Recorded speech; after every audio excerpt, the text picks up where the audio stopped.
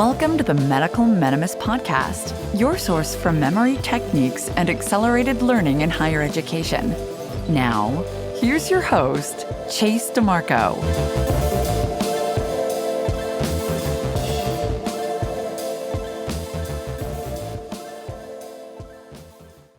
Today, we're joined by Abby Marks Beale, author of 10 Days to Faster Reading, The Complete Idiot's Guide to Speed Reading, Study Skills, Strategies for Study and Lifelong Learning, amongst others. She also taught study skills to allied health students and currently runs RevItUpReading. Ms. Beale, thank you so much for joining us today. Totally my pleasure. Thanks for having me. So for our medical school audience, I know you have a lot of experience in different learning techniques, study skills, speed reading techniques. What are some of the topics that you feel could be beneficial to graduate learners and medical and healthcare students? There are so many. I think the first thing to first say is that I know your podcast has some really great topics, and I will apologize that I haven't listened to all of them. So if I duplicate anything that's already been said, maybe that's good, because repetition is the key to learning, just so people know that. Okay. So I have some ideas that I think are really great, but I think one of the first ones, which is really not a strategy per se, but it's more about being aware of what you think about how you learn. I think there's this attitude everybody comes to the table with when they start doing learning. And if it's more like, I don't know how I'm going to learn all this, or I won't remember that, or this is really hard, then it's going to be really hard and it's going to be really hard to remember it. But if you can catch yourself just saying these words and saying, wait a minute, no, I can do this. It is possible, one step at a time, just really be your own cheerleader. I think you're going to find it helpful. When I was teaching kids in private schools long time ago, I had this thing called an I can that basically whenever anyone in the room heard someone else say, I can't do that, they would tag them and go, hey, you said you can't, you owe a dime. And so they would give me a dime, and it would be just this kind of awareness building thing, which was really good. The thing is, we don't see it for ourselves. So tell the people around you, your fellow students, hey, catch me if I'm being negative, will you? That's a great tool. I wish I used that more often. I probably negative self-talk myself out of a lot of better instances and better grades if I would have just showed up a little more positively. I try. It's hard. Medical school or any kind of advanced degree is really difficult, but medical school especially is so many details. And certainly the feeling of overwhelm is real, but you have to be your own, pants picker-upper is the way I put it. They want to pull you up by the pants, bootstraps, and go, come on, I can do this. This is what I chose, So that's definitely one of them. I also believe in looking at a person in their mental capacity. And one of the things that I think is helpful is to look at how they do self-care. And this is, I know you're like looking for learning strategies, but this is part of learning, believe it or not. If you get enough sleep, whatever that means for you, if you are watchful of your addictive behaviors, it's so easy to say, I'm going to have 5 cups of coffee today. I just really need to stay awake, or 3 Red Bulls or whatever, alcohol, whatever it is that you do, those can be very difficult. So kind of watch those. And then exercising, not just the mind, which you do when you study, but also the body. And it could be through something gentle, just as a walk outside, or maybe some gentle yoga, or it could be, as excessive as, a good sprint or run, whatever. But if you can combine good sleep, really decent nutrition, avoiding those addictive behaviors, and exercising the body, then learning comes more easily. When you're stressed out, exhausted, sugared up, alcoholed up, caffeined up, and just sitting all day long, it's just not a great formula for really being able to keep it going. I hope that makes sense. I think so. And especially the basic sciences, the first 2 years of med school, you are spending a large amount of time sitting in the classroom, listening to lectures, sometimes not the best lectures. And most students are highly caffeinated in order to get through the day. So it doesn't seem like the most ideal study session, study environment. I agree. Yeah, totally. And then with that too comes like, when are you doing reading, especially because I'm more of a speed reading, or reading specialist. And so it's more about, are you waiting to the end of the day to do your reading when you're totally exhausted? Or are there pockets of time where you could get some reading done earlier in the day? I know that not everybody is a morning person, but if you are more of a morning person, to even get up an extra hour earlier, have your coffee at that hour and do some reading, you'll get so much more done at that time than you would at like midnight, when you're totally, your brain is just so full and it needs to offload when you sleep. So I always suggest find these little pockets of time where you could read a chapter or a section during lunch, in between classes, right after, the 3:00 class, whatever, instead of waiting until, 10 at night, midnight. You're like, it's hard. You know that. It's really hard when you're tired and you've been through a lot. You've already had so much input. It's not easy. I completely agree. I can never maintain any of the knowledge that I learn later in the late afternoon, evening. It has to be early morning, early afternoon, or it's a good chance I'm not going to remember it later on. Yeah. And so it's got to be knowing what's your best times of day, your best high concentration times. Mm-hmm. And some, like I said, some are morning people, some are really night owls. And if you really are a night owl, then really read your material late at night, but just know who you are.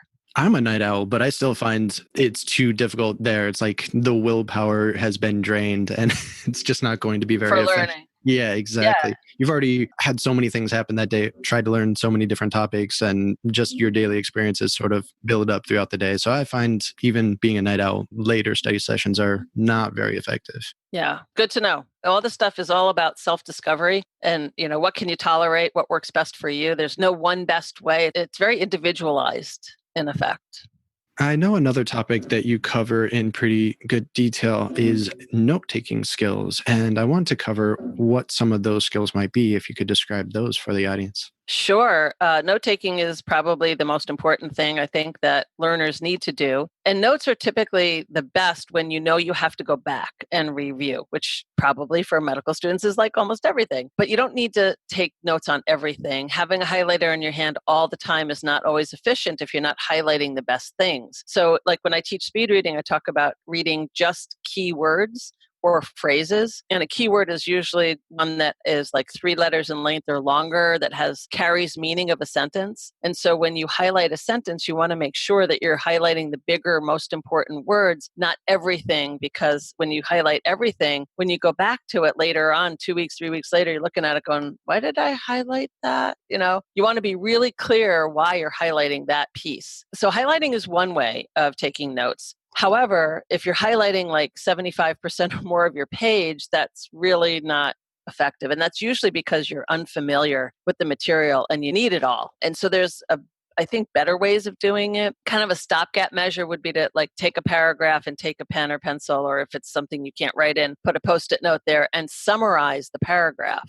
In the margin. So you could do margin notes that way. So highlighting and or margin notes is good. But what I like the most, and this is what I did when I was in college, I took a psychology course and it was to me foreign. It was not something I really understood. And so what I did was every chapter, I took a look, and this is also a reading strategy, is to know that every textbook chapter starts from an outline. Anyone who writes a textbook, I've written 3 of them, I know you have to have an outline. And so then when I write it, or when whoever you're reading has written it, it's a fleshed out outline. And so if you first can find the writer's outline, and then you're going to take notes, basically taking what they fleshed out and condensing it back into an outline, that is very helpful. And the way that I like to tell people or share with people how to do it is using the Cornell method of note-taking. So have you covered that, Chase, in any of your podcasts at all? We haven't really covered that. We've covered highlighting a little bit from a cognitive psychology standpoint, and especially textbooks these days where most of the key topics are bolded for you. The need for highlighting might not be as necessary as it might have been in the past. We've covered a little bit with the outlining with the SQ3R system. I'm not sure if you're familiar with that terminology, but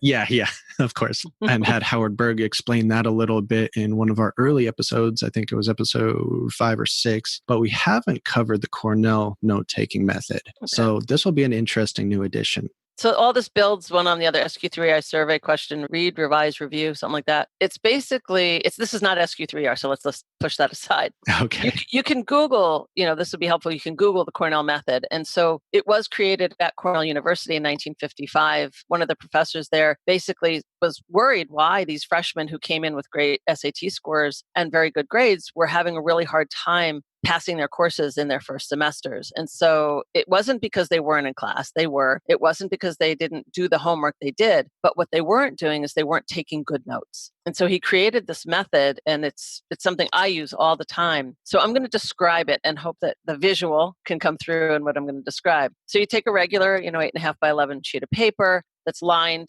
college lined. However, if you can move that left-hand margin or create your own, that left-hand margin is usually just about an inch. Add 2 more inches and put a ruler down so that you now have 3 inches on the left and the rest is on the right. So the left-hand 3-inch margin is going to be what's called the recall column, RECALL, the recall column, and the right-hand side is the body of your notes. So on the left side is where you're going to put main ideas. You're going to put vocabulary term, you want to put a date, you want to put a name, you want to put a concept, a formula. And on the right side across from it is going to be the explanation of what you put on the left. So one of the things I also suggest is that if you have a brand new topic, you're not familiar with it, a new area that you're learning, that you take these textbook chapters, and like you said, there's a lot that's already bolded for you. A lot of times it's key terms, is to create your own key term list. It's almost like making flashcards, but you do it on this paper. I call it the Cornell paper, the 3-inch margin rule paper. And you put your vocabulary word on the left and you put your definition in your own words, on the right. Get rid of superfluous stuff like what does it really mean to you? Not what does the book tell you it says, but what does it really mean? And then you have this nice list already that you've created. So the left hand has vocabulary, right hand has the definition. And then when it's time to study it, you cover up the right hand side of the paper and you look at the vocabulary word and you try to come up with the definition. And so it gives you a way to study, and you can also cover the left-hand side, look at the definition and say, what is that? And so it helps to kind of give you a way to put it all in one place and then study it from it. I hope that was clear. Did that make sense? I think so. You're basically taking the bottom third for a summary. You're taking the left 1/3 for your key terms, and then the right 2/3 are your, in your own words, definition. So you added the summary part on the bottom, which I don't typically tell people to do. You jump. I've seen that somewhere else then. I apologize. No, you're right. You're absolutely right, Chase, because there are different ways to do the Cornell method. To me, that gets more complicated for most things that you read, and especially textbook reading. But it's possible that you could break it up so that you have the left third for your recall column, the right part is for the body, and then the bottom, maybe quarter or third, is where you summarize what you've just learned in that chapter. You can do that if that's where you're at. I've never been very good at doing that, so I haven't, and I don't teach it. I probably wouldn't either. It just seems like more. So if you just have the left and the right, that's enough. Yeah, I think. Keep it simple. Keep it simple. It's just that's all you need, and get really good at figuring out what is most important to put on the left. And this is an interesting topic coming from the aspect of medical school students or healthcare students, graduate students, because I don't see medical students using this type of study strategy. And they're coming from a group that was probably top of their class or upper portion, upper echelon of their class. But then when they get to med school, they're all equal again. And it can be really hard to try to find those little techniques that'll maybe increase your abilities a little, maybe put you over your fellow classmates a little bit and get the material down quicker. So this might be a very useful strategy, especially learning the early vocabulary when you're new to a lot of the terminology for different disciplines. I personally find it very helpful. And so learning styles, I'm sure you've covered something on that, but when you look at left brain and right brain types of thinkers, is that most of the learning in medical school is left brain, and textbooks are all on the left brain side. And so when you take the Cornell method and you're putting your outline on the left and the detail on the right, you're basically using the concept that the brain needs for the left-hand side. Now, those who are more creative on the right brain side, they can add pictures, they can draw things in their notes, or they could even go so far as doing something called mind mapping. And mind mapping is not for everyone, but it can be very useful. Like if you're trying to follow a professor that is just scattered, where they start in one area, then they go to A, then they go to B, then they go to D, then they go to Z, and then they come back to A. And you're going, I don't have more room here to write my notes. And so to follow a professor like that using something called mind mapping, Tony Buzan is very popular. You can look him up, Tony Buzan and mind mapping. It'll share with you the basic format, but it's basically taking a main idea in the middle, like the topic of the class for the day, and then you create like rays of sunshine or spider legs, however you want to look at it, and you just kind of put notes according to where the professor goes, and it's very free flowing. You can put colors to it, you can put pictures to it. Not everybody can follow that or does follow that, but some people are very right brain and they like that as an option sometimes. Yeah, I think the mind mapping concept is very interesting, very artistic. And for me, it was difficult to get used to. I'm still not very good at it because I've just never been that artistic in my own opinion. But also when I have used it, I can recall those better because of the effort I think you put into designing the note and the organization of the material. That effort when creating it helps you recall the information better later on. And Yes. yeah, I think the late Tony Buzan, I believe he passed last year, has some really interesting books on that. But mind maps are kind of like concept maps, but with more artistic flair, correct? Yes, exactly. And when you brought up the idea or the concept of remembering better, when I took that psychology class, so there were like, I don't know, 20 chapters through the whole semester. And each chapter that was like 30 pages, I would condense down to 6 to 8 of these Cornell pages. And it was great because, well, it took more time at the time to do that. So each one for me took about every 30 pages took anywhere between an hour and a half to 2 to do. And I was an efficient reader, so certainly it might add more for someone that's not as an efficient reader. But then I got a surprise. The professor said like a week before the exam, and I had started studying my notes and I was getting ready for the exam. He said, "Oh, this is an open book test." And I was going, "No, that's not good." Because I put everything in my notes. Everything was in my notes. And I'm like, I know nothing. I saw the book once or twice. In my notes, it would say, see figure, 6.2 and, on page 244. And I would go back to the book just looking at something because I wasn't going to recreate it. And I was just like, okay, this is my test. I have to see if just taking notes without the book is going to work. And it was fine. I did well. But I remember that my heart went in my stomach, like, really? You're telling me this now? All of that effort. All that effort. But I learned it. The thing is, you learn it the first time. And then it's just reviewing it versus I've read it. I'm not sure what it says. I got to read it again.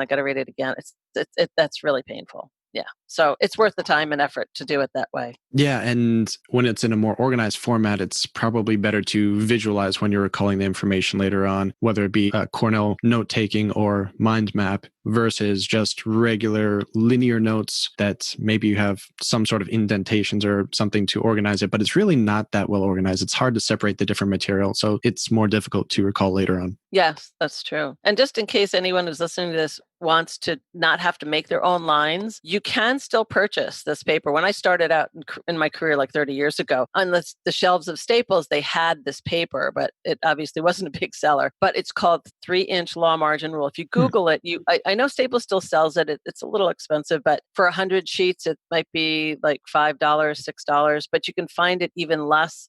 Just look for it and you can get like, reams of it. As I do, because I still take notes that way when I have client meetings. It's not just for reading from textbooks and studying, but also for doing business. I also use it. So, all right, 3-inch law margin rule. Yeah. Okay, we'll put a note in that as well. I'm kind of thinking that this type of note taking would be very useful for making quick notes during class. And then if nothing else, you can always transfer those to a flashcard program or something that a lot of medical students heavily rely on later on. Yes, exactly. For sure. I know on the topic of speed reading, you've mentioned a few times. Can we start to go into some of the techniques that you use for that? Yes. What I want to explain first, and I want to make sure I can get my definition. I do these webinars sometimes, free webinars, and I try to explain like what is speed reading so people know. And I came up with this like really interesting, well, I think it's interesting, definition of what exactly is speed reading. And so I just want to find my definition of it. That's probably a good idea. I think a lot of people have misconceptions about what it is. They totally do. I know it. I wish speed reading didn't have such a weird connotation, thinking that it's superhuman, because it's not. What it is, in my opinion, is it's a set of active, mindful, and conscious strategies that allow you to get what you need quickly from any reading material in an efficient and an effective manner. That's my definition. Okay. It's not reading everything and not understanding anything. Yeah. So you see superhuman like Howard Berg and these people that read 10,000 words a minute are insane numbers. And that is not the average. That's not what you should be trying to attain when you're learning speed reading. No.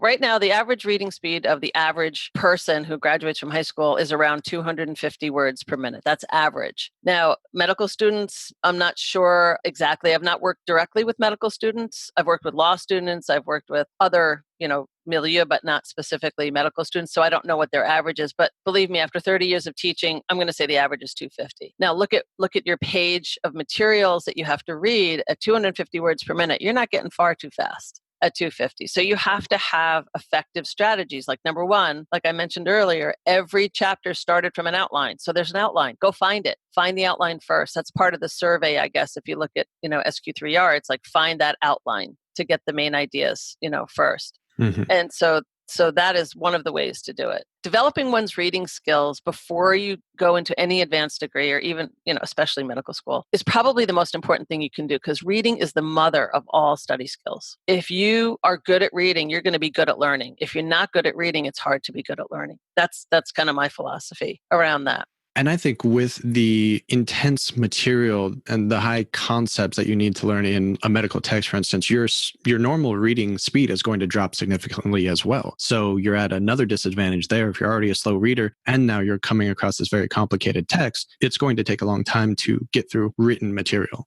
Right. So I talk about this thing called the gear shift. And if you look at your hand, and I use a hand as an analogy, that we have 5 built-in gears. And so if you look at your thumb and your first finger, those are gears 1 and 2. And so those are the gears that are the slower gears of any vehicle. And this is where most people are stuck because they've never learned from school. No one taught them, unless they took a course, how to get to the gears 3, 4, and 5, which are the middle finger, fourth finger, and fifth finger. So I talk about these 5 gears and knowing how to shift amongst those. So going into first gear is great when you're memorizing something. But when you're first learning something, you shouldn't be in the memorizing phase. You need to be in like maybe gear 3, when you're looking at the main overview, you're getting the concepts. And then when you study it, you go down to 1. You're kind of priming your brain for the information that's about to come across the page. Exactly. And so knowing that you're not doing one speed for everything. So I talk about a thing called purpose and responsibility. Why are you reading this and what do you need it for? So if you can come up, why am I reading this? Because I have an exam on Friday on this topic. And then what are you reading for? I need to know vocabulary. I need to know concepts. I need to know the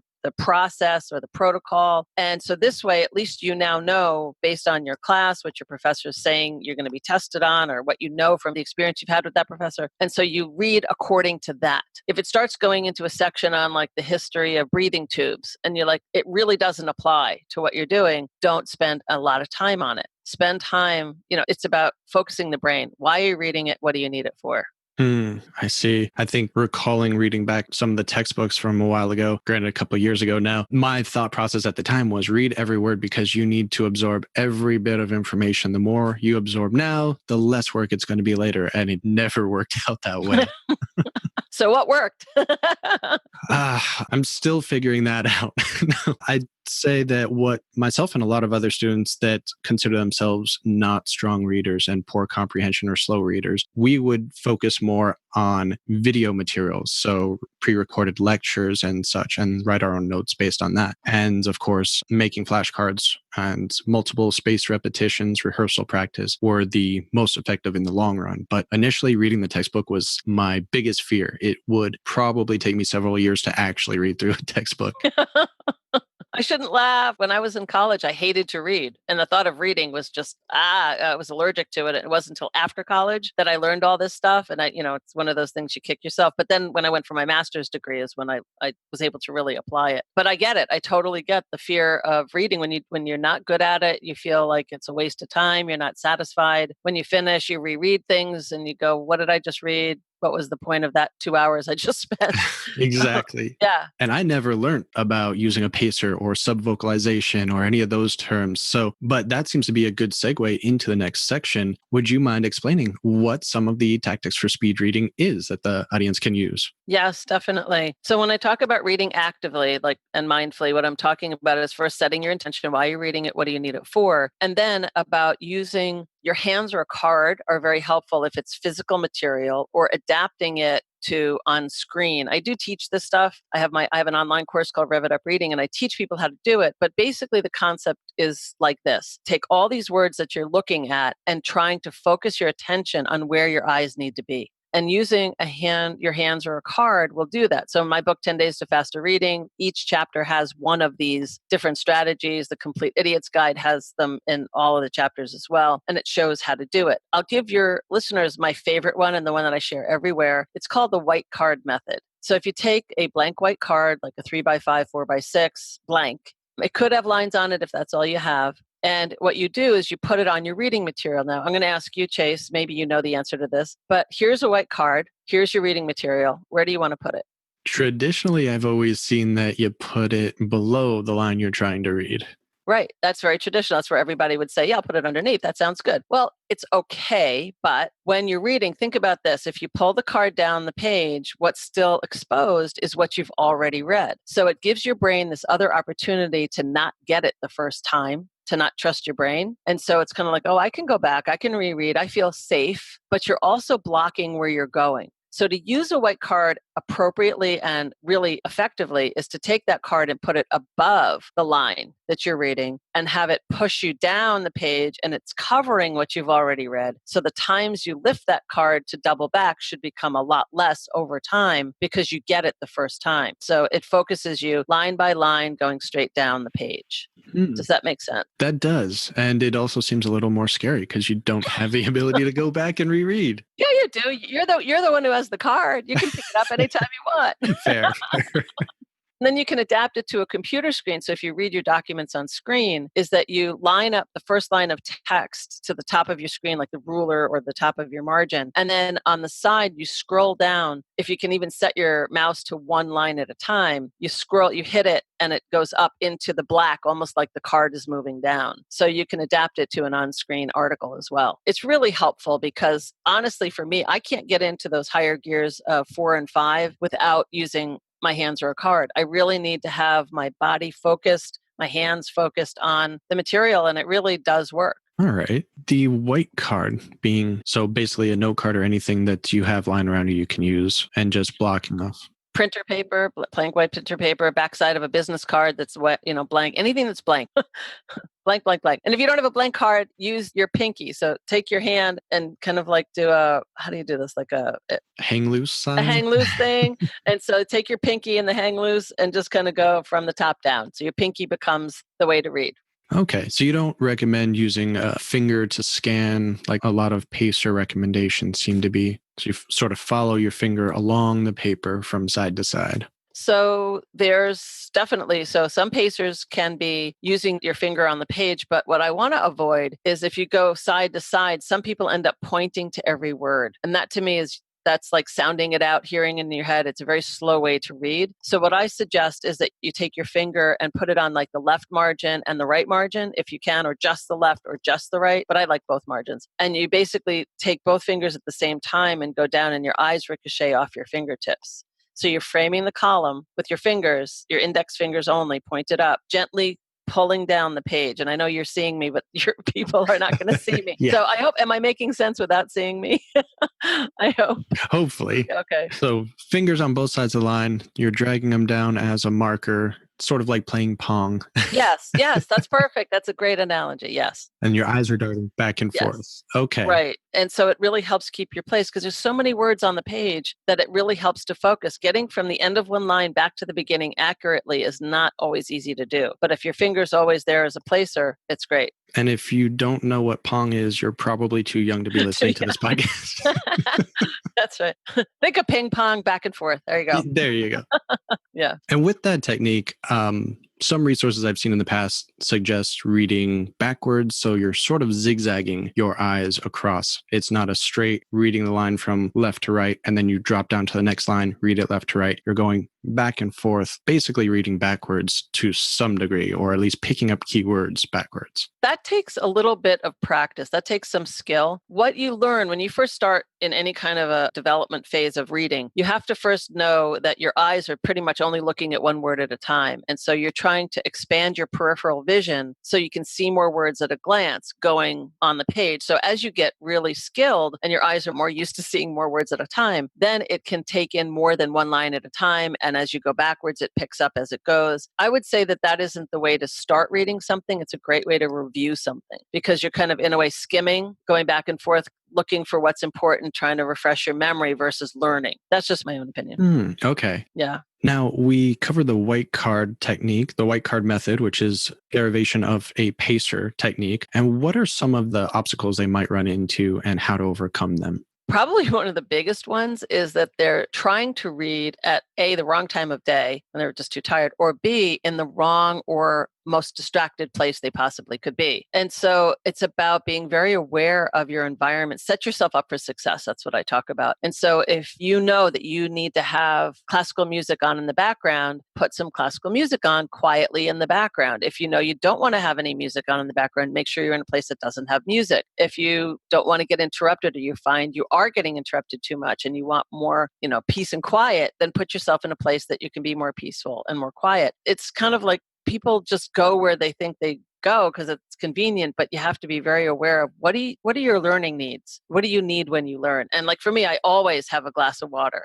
I can't start my day without something to drink by my side. It's really weird. It's my own learning preparation ritual. Everybody has them. Some people clean their dishes, Some people, they make sure they go to the bathroom. Some people, I don't know, check their calendar, whatever it is that you need to do to prepare to learn and be in a space that's going to be concentrating, I think is one of the best things that people can do. And then you can apply any note-taking method, any reading method, hand or card method, anything like that would be very helpful. So laying down in bed, ready to go to bed, probably not the best time to try these techniques out.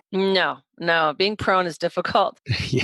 I tell people, you can read in bed, but don't expect to get a lot done. It should be a place that you might get a couple of pages in as a nightcap, but it's not the place to read for study purposes and learning purposes. That sitting at a desk or table is the place to be. If you're trying to even be in a lazy boy chair or couch, it's difficult. It's not where the brain has been accustomed to learning. You want to be in a place where the brain thinks, okay, I'm here to learn. I'm not here to sleep. Not that you can't fall asleep sitting up at a desk, but the chances are less than if you're in a really comfy place. Yeah, and don't put on pajamas before you go for a jog. You need to get in the right position and make sure your brain and body is in the most alert state if you want to absorb the most material. Otherwise, you're probably going to just get a fraction of what you normally would. It's true. That's so true. It is so true. So be aware of where you put yourself and what's in your environment and set it up for success. Now, do you have any techniques for limiting subvocalization? Or first, can you cover what that is? Sure. Subvocalization is also called mental whispering. And it's basically when you talk inside of your head. And pure subvocalization is reading every single word that your eyes are seeing. It's sounding it out, hearing it in your head. And subvocalization uses two parts of your body that technically you really don't need when you read. So when you read, your eyes should look at the page, you should know what it says, and it should go straight to your brain. But when you subvocalize, a lot of times it's almost like you have to sound it out with your lips. And sometimes you see people move their lips, but you don't even have to move your lips. And then it's like you have to hear it, and then you understand it. And so we have to almost be deaf and mute, technically, in order to really be a good reader, because you have to not be sounding it out, hearing it in your head all the time. So the thing that people have to know is that subvocalization is the way that people have learned how to read, sound it out, hear it in your head. And so when you subvocalize, it slows you down, but you will always subvocalize some. So don't think you're going to get rid of it completely. But if you can limit, the faster you read, or as you speed up your reading, the less you can read every single word. And so speed is one of the ways to reduce. One is to be aware of it. And the second is to start reading faster.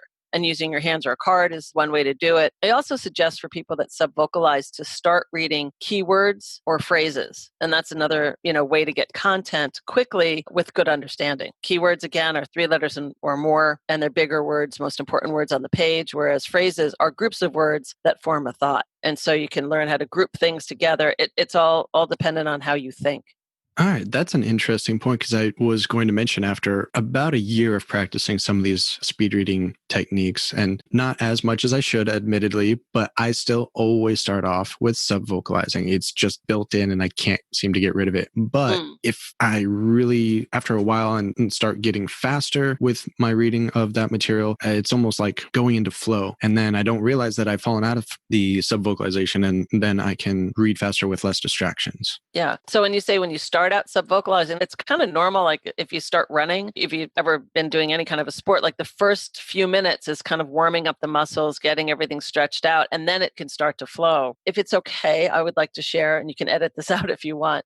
On my website, I have this thing called the free 1-day pass. And in that, it's one module of my course, and it has my favorite exercise called Discipline Your Eyes. It's in all my books. It's also on this, it shows you how to read in phrases. And so it's kind of like the warm up that you can use when you are reading anything. So especially before reading for study purposes, or, reading textbooks textbooks for taking notes, and it takes less than a minute to read, it's a really great way to get your eyes to move from left to right, understanding the concept of phrasing and rhythmic movement. So I highly recommend people go. It's free, no obligation anywhere, and you get some pretty good information there on the free one-day pass. Yeah, that'd be great. I'll add a link in the show notes as well, so learners can click on that and practice that. I want to try it out now because I had been under the impression that I must not be doing this very well if I still fall back into the subvocalization practice. But I still subvocalize sometimes, but I catch myself and I know what to do to come out of it. I think what people think is, once you learn how to do something, it never is something you have to think about. Mm-hmm. And unfortunately, we're human and we go back into our old habits really quickly. And so there are times I know I'm reading really slowly and I have to make that decision. Is this the speed I want to go? Or do I want to go to a different speed? Do I want to add a hand or card? Do I want to be in a different place? Or am I very happy just reading, plodding along in my own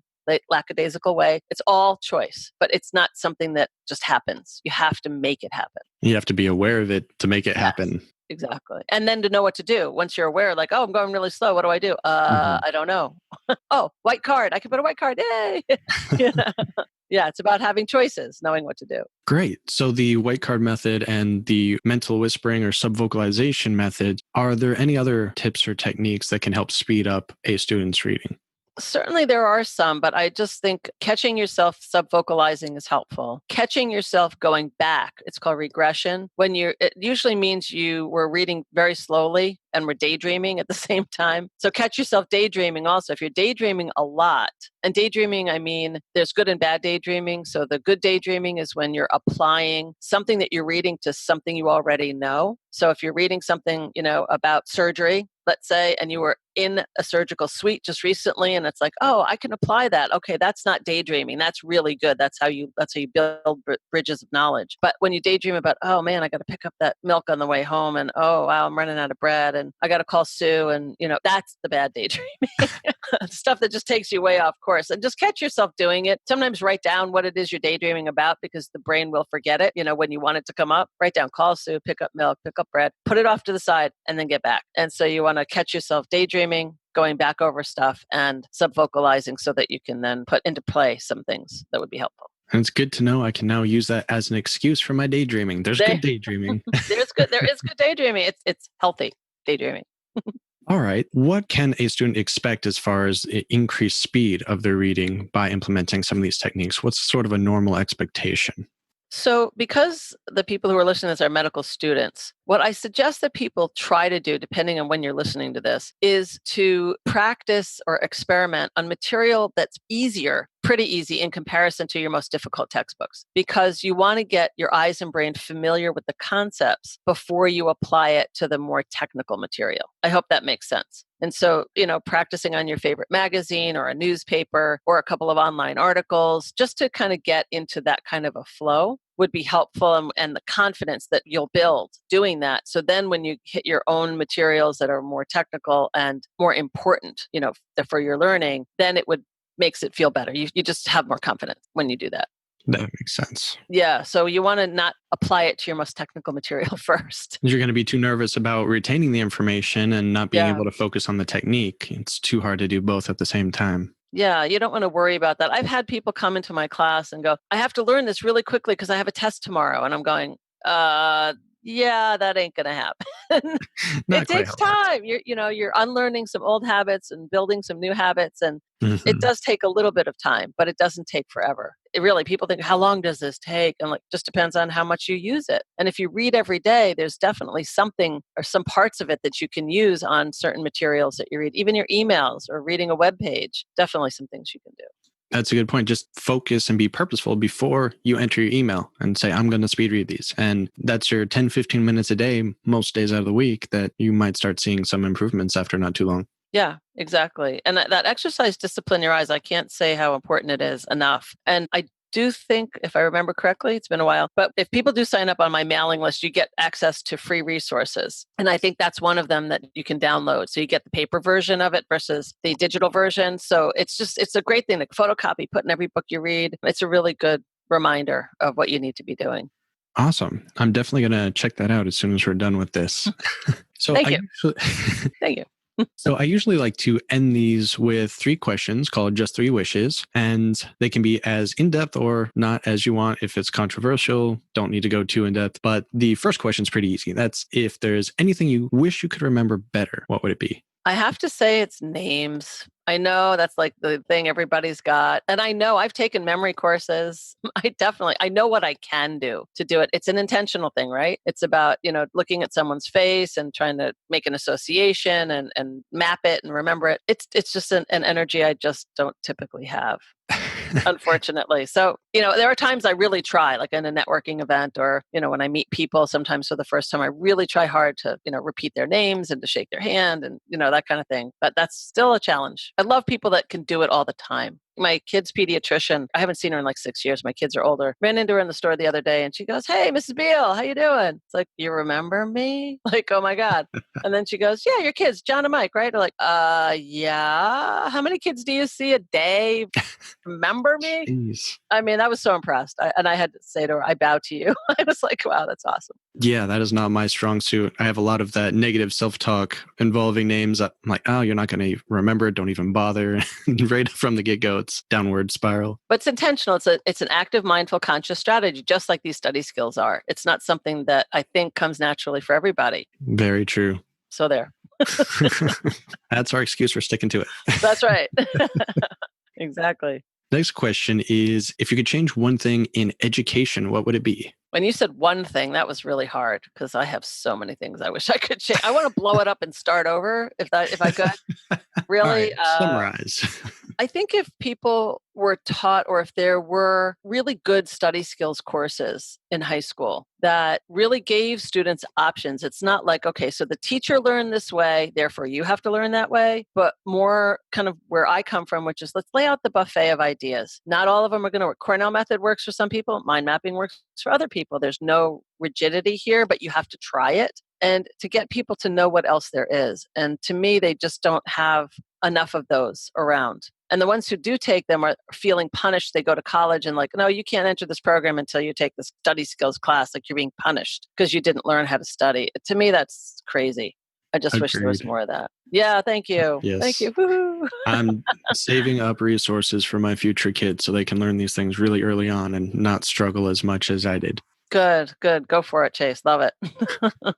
If you could change one thing in medicine, what would it be? Well, although this may be controversial, one of the things that I did later in life, using my reading skills, by the way, I would not have done this if I didn't have good reading skills, is I studied to become a homeopath, which is a natural medicine practitioner. And when I did this, I realized that what I wish is that the medical community, that medical doctors, that when they're trained would at least taste some of the other modalities that are out there that some people really find valuable so that they can at least respect them and go, you know what, this way isn't always the best way, that like it's a buffet. I think in healing, there should be a buffet, just like in learning. And so to make it more individualized, people should test out the things that they feel work for them and to use their own body's wisdom to make that happen. So that's kind of what I'm hoping, is that some of your listeners will kind of open their minds a little bit to maybe something else as well as what they're currently learning. I like the idea of more electives, especially if maybe it's just an online thing. You can get a little taste, at least understand it a little bit more, not just the positive or negative aspects from each side. Mm-hmm.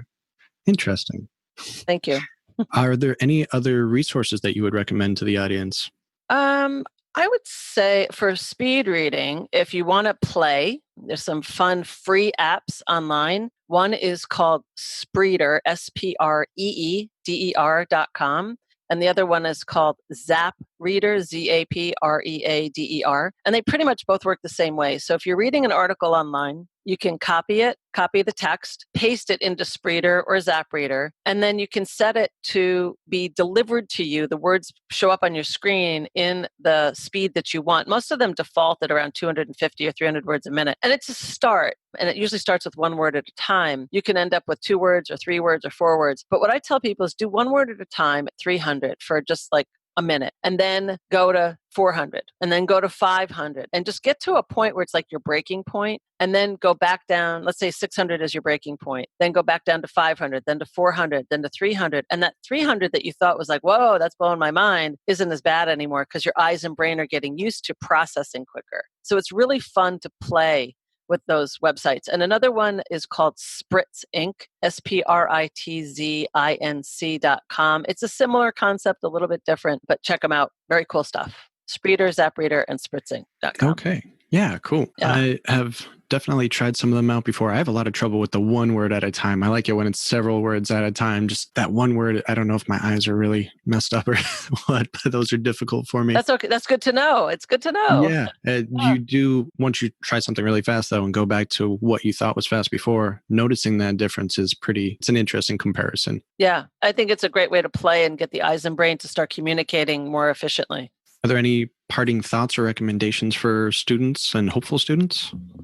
I would just say, that if you can get your sleep, your nutrition, your exercise, just kind of really get peaceful within yourself or know how that's going to be like a good basis for learning anything. But also know that perfection is really not possible. I mean, getting good is important, but to think that you can be perfect is a lot to put on a person. And I know a lot of people who are going to medical school, especially even law school, think they have to know every little thing. And if you don't get it all, there's something wrong. So like if you got, let's say, a 75 on an exam, you could beat yourself up for the 25 you didn't get, but give yourself a ton of kudos for the 75 you did get and go, okay, wow, that's great. I got 75%.